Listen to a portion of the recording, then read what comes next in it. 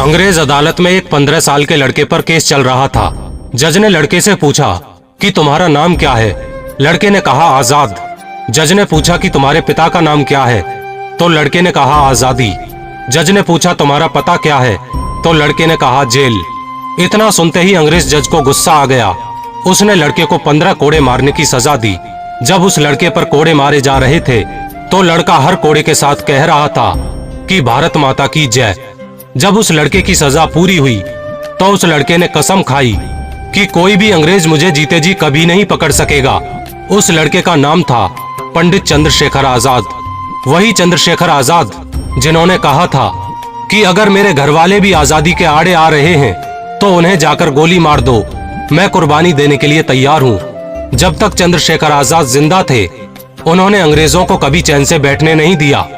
अंग्रेज सिर्फ चंद्रशेखर आजाद से ही नहीं बल्कि उनकी पिस्तौल से भी परेशान थे, जिसे चंद्रशेखर आजाद बमतुल बुखारा कहते थे, क्योंकि इस पिस्तौल से गोली चलने के बाद धुआं नहीं निकलता था।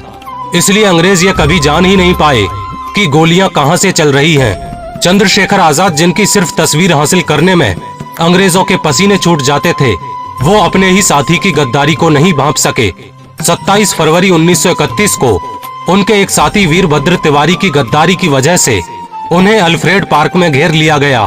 खूब गोलियां चली।